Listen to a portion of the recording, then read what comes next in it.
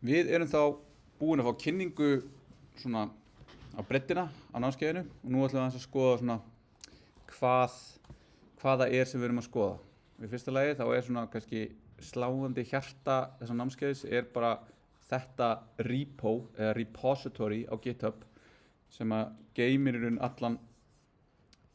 allt efni áfangans og hérna sett ég eins og bara fyrsta vika, ég uppfæraði hérna fyrir 3 tímum og þetta allt saman eitthvað sem hægt að fylgjast með og bætist bara við og hægt að sjá í raun breytingu skref fyrir skref eftir því sem ég ger hana ef við eftir að læra þetta Git og GitHub setna.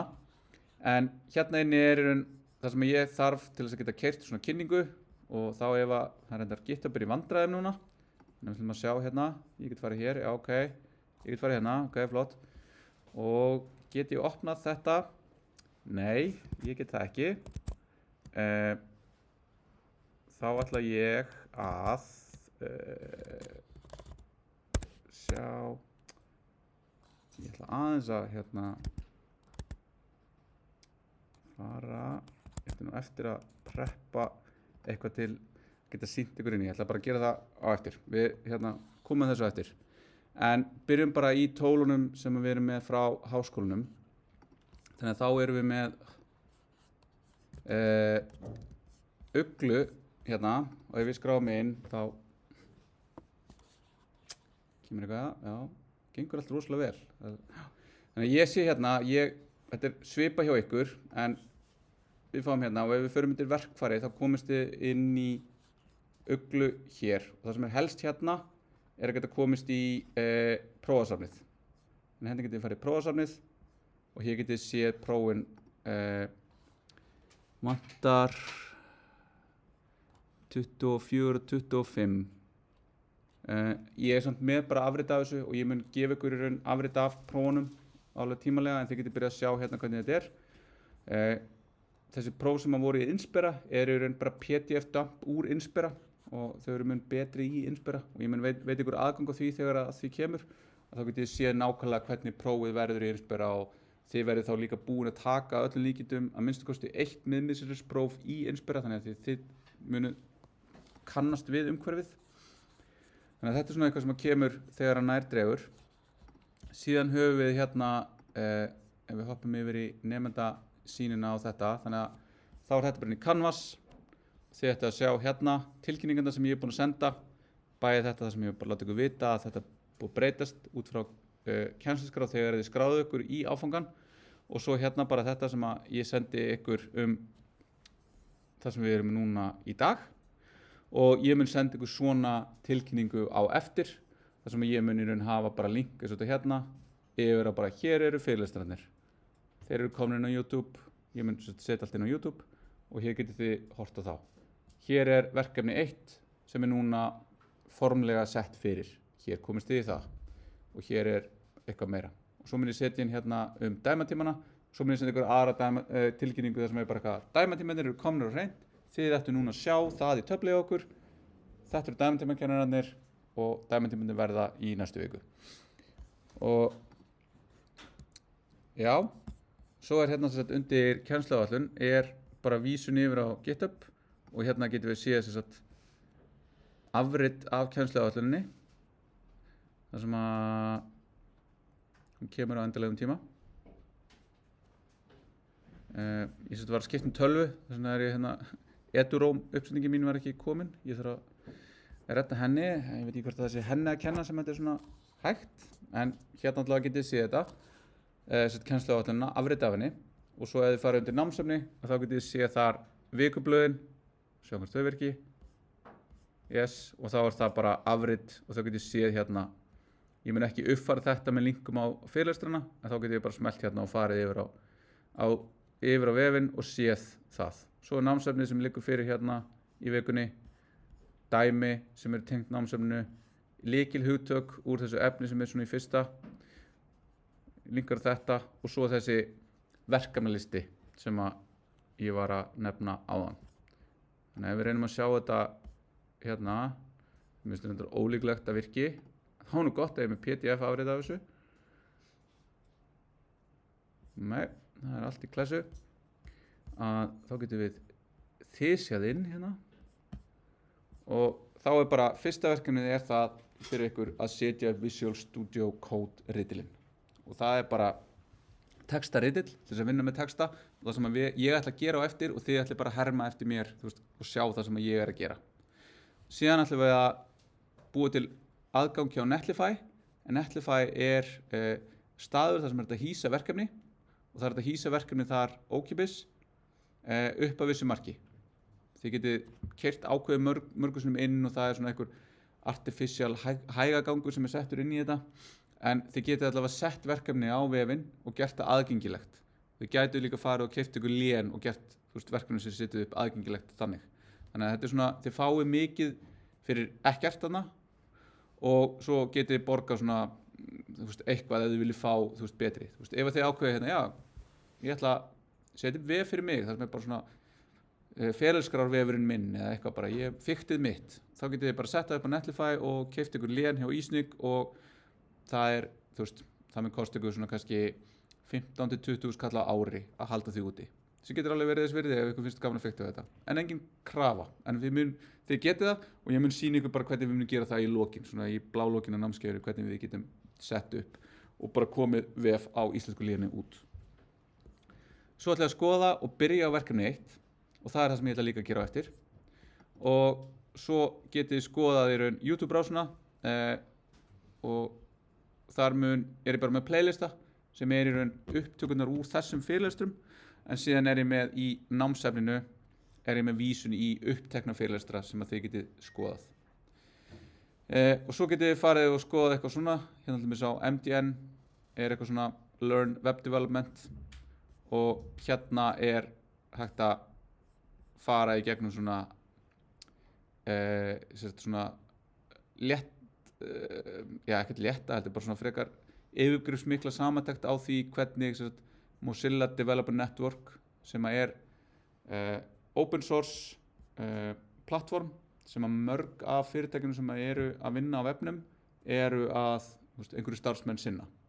Þannig að Mozilla í grunninn fyrirtæki sem gefur út Firefox vafran sem open source ekki open source einhver leiti, ég man ekki, ég fylgist ekki nú vel með þessu dagana en búið að vera svona í smá transition periódu að þau eitthvað svona aðeins að breyta frá grunn hugmyndinu sinni sem í raun að vera vafra fyrirtæki það getur rosalega miklu peningar í því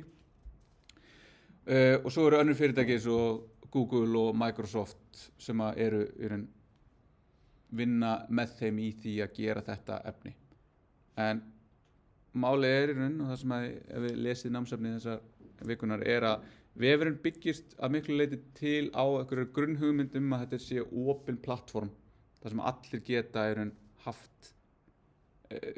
haft áhrif að einhverju leyti. Þetta allt unnið í gegnum opna staðla sem í raun unnir af mörgum fyrirtækjum sem í raun sækja og eru saman að vinna að þessu. Þetta ekki þannig að Microsoft ákveður eitthvað og þannig það í Edge eða Google ákveður eitthvað og þannig það í Chrome. Þetta þannig að þeir vinna saman á stöðlum og staðlarnir stýra því hvernig síðan virknin á vefnum almennt. Þannig að þegar það einhver vafri eins og Chrome eða Firefox eða Safari sem eru þessar 3 vafravélar, browser engines sem eru í dag, eru að útfæra virknina, þá horfa þau til staðlana og þar af leiðandi fáum við eitthvað sem virkar heilt yfir á öllum tækjum eins ef það farið eftir stöðlum. Það eitthvað sem við ætlum að skoða nánar í næstu viku og aðeins að skoða bara hvernig þessi staðlar og hvernig þetta saman virkar. En það í gegnum batteri sem heitir W3C eða World Wide Web Consortium sem í grunninn út frá því sem að Tim Berners-Lee, faðir vefsins, internetsins, vefsins, bjó til þegar hann bjó í raun til fyrsta vafran og fyrsta vefþjónin og gaf það í public domain þannig að máttu allir í raun nota og út frá því spann þessi mikla þessi opni plattform sem vefurinn í dag og mjög góður. Svo hérna ef þið viljið þá megið fara inn á Slack og koma inn á þessa rás sem hérna sem núna 2. Velkomin Adrian ef þú ert hér en hér hægt að vera og fá aðstoð og þetta þetta var alltaf þannig að þú gast verið með svona open source verkefni hann inni og þá fékkst að hafa bara söguna og eitthvað, en fyrir nokkrum árum þá hætti það og það er í raun bara svona rúllandi 30 daga gluggi á skilaboðum. Þannig að þetta er mjög svona ephemeral plattform, þetta er ekki að fara að vera eitthvað sem við erum að fara að leita í, þetta er meira bara við erum að eiga í samskiptum hérna mánuð fyrir mánuð og svo dettur út. Þannig að hérna sjá líka 1100 manns hérna inn á Slack sem er náttúrulega slatti og svo hérna sjáum við, já 90 dagar ekki, já, þannig að þetta er svona næst svona kofara næstu því og það er bara eitthvað hérna, hei, þú ert að uppgreita, ég held að það kosti mér svona $20,000 á ári þá að vera með þetta, þannig að ég ætla ekki að gera það. Já, hér erum við ennþá í vandræðum með þetta, þannig að, já, einhyrningur er mættur, það er ekki einu svona þetta birta það sem var hérna fyrir framan á hann, þá getur maður líka kíkt á hérna GitHub status, nei, hérna, getur maður að segja, já, það er bara allt í rugli. Já, þannig að það er hérna, skulum skoða hérna verkefnið. Þannig að hér kemur síðan verkefnið, við ætlum að byrja því á eftir og þið klárið það, svo komið þið hér og þið takið þá zip-skrá af því sem þið eru búin að vinna, sem er zip-skrá sem þið munum líka nota þegar þið setjið þetta upp á Netlify, dragið hana hingað og skilið verkefni, þá fáið þið svona konfetti, þá vitið þið eru búin að skila. Það þurfa að gera eitt í viðbót.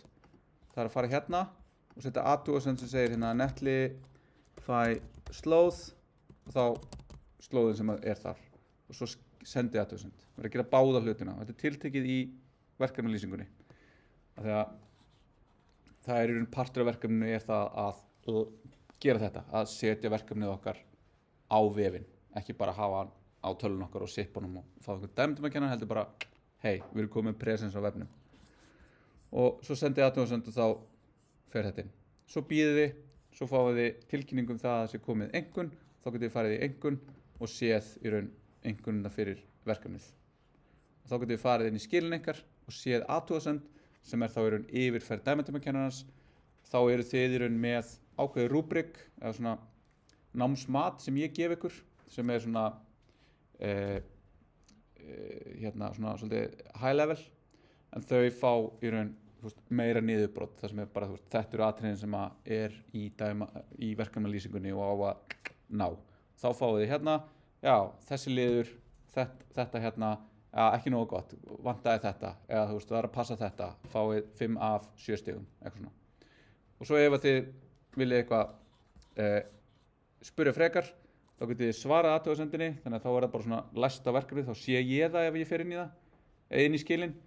Og svo þurfum við líka að láta dæmdumakennarinn vita á Slack eða Discord ef þið eru inn á því, eða í dæmitíma eða í tölvupósti. Svo er bara viti af því að þið, hei, ég setti athugasemd, getur þú athugað og farið yfir aftur.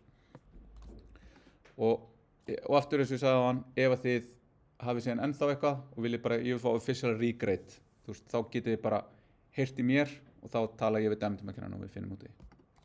En í langflestum tilfellum þá bara leysist það með því að tala aðeins saman og einhver misskilningur eða eitthvað og þá bara við tökum tillit til þess innan skynsamlegra marka.